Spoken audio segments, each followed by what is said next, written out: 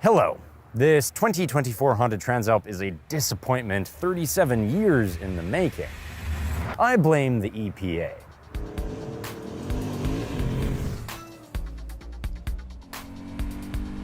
If Honda had built this 5 years ago, I'd be filming its praises. 460 pounds soaking wet means I can squirt it through double track, bring it through no track when I'm feeling sadistic, yet there's still power to hit 200. Sideways. Middleweight was always the right class for adventuring, and the XL750 wears it well. It's just easier to brute force through my lack of technique. But come to a party 5 years late and there won't be any thrones left to sit on, aside from being cheapest by like $800. I don't mean to belittle $800, that's a week's groceries these days, but this is Honda. They must have engineered something to stand out in its class, and judging from this ballard of an oil sump, it's not off-road performance. Parks Canada couldn't have designed a better discouragement for fence hopping. Still, I hoped for touring excellence, because the original was a quiet giant in the trans-European scene. Its engine routinely survived 500,000 clicks. It carried an 18-liter reservoir and a phone booth of highway wind protection. Also a turning circle that was equally easy to ride in a hedge maze. But don't trust my testimony on 12-hour tourability. Ask the motor cops in Spain, Austria, Greece, Holland, and Britain. Yet I doubt any fuzz would choose the new one. This 16.9-liter tank is a backstep that asks me to stop every 300 kilometers. The tires hide tubes, so the only way to address a puncture with a rope is to hang yourself. And this non-adjustable windscreen actually does a perfect job of blocking buffeting if I cut my entire head off. Most baffling of all, however, is the lack of cruise control. I can tell by its skittishness that this is a throttle-by-wire, meaning cruise control would have cost Honda the price of a button if they weren't too scared to step on African twin soil. It's frustrating because this seat is comfiest in class. The vibration damping is second smoothest to none, and that tumor of an oil sump holds 3.9 liters to the competitor's 2.7. Meaning I could and would stretch the maintenance intervals. And the makings of a standout tourer are here. It's just not spec'd competitively. That's where the Touareg is so special. Aprilia has no flagship adventure bike, so they can fully garnish their 660 without fear of cannibalism. Adjustable suspension, tubeless tires, cruise control, all reasons to not tour on a Transalp. I feel like this motorcycle is withholding features just because they exist on the Africa Twin. Take Insta360's new X4 as the counterpoint. It shoots 8K, which sounds like an imaginary number to one who grew up on HD DVD. But what that resolution means in a 360 camera is that I can reframe on anything and still be at 4K, which is what the internet expects from free YouTube content nowadays. So I essentially have a 360 camera and a normal camera in one. But unlike Honda, Insta360 didn't hide features just because they exist on the Ace Pro. Case in point, wearing a helmet, wearing gloves, I still get gesture control to start and stop recording. And I still get Bluetooth connectivity to capture my voice through a Cardo or Senna. All of the flagship features are here, plus 8K. So if I can only afford one camera to capture my 12-hour trip, I'd actually click the link below and take the mid-range X4. The mid-range Transalp, not so much. Still, there must be something here.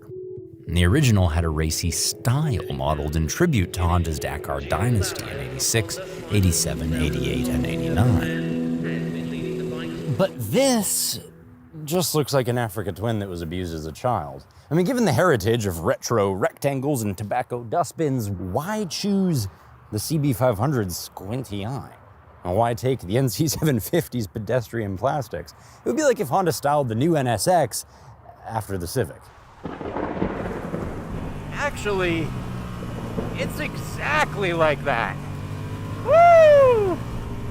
Underneath its frumpy frock, we have the 755cc crossplane from the new Hornet.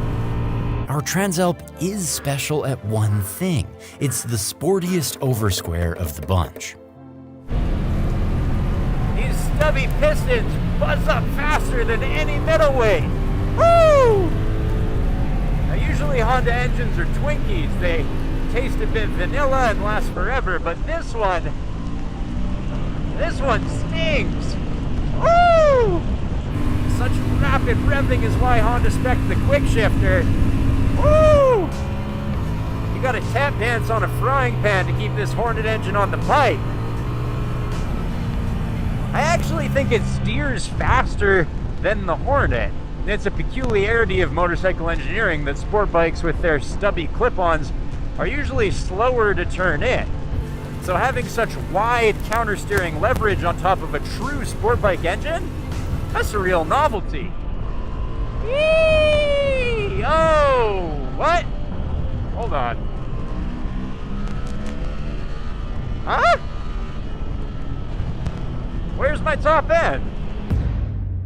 At 8,500 RPM, the would-be Speed King suffers from the same dysfunction as 52% of men, going all flaccid when the going gets good. I pulled the valve numbers, and sure enough, when you hit 8,500 RPM, the ECU starts closing your throttle, no matter what you do with your wrist. Put it together, and the EPA is to blame. See, in Europe, motorcycles must ride at 30 miles per hour in second gear, then accelerate wide open past a microphone 7.5 meters away. Zoom, zoom. But in America, motorcycles must ride at 55% of the RPM where they make peak horsepower, then accelerate wide open past a microphone 15 meters away. Now, I prefer a quiet motorcycle and would have no problem with a more stringent standard if it were.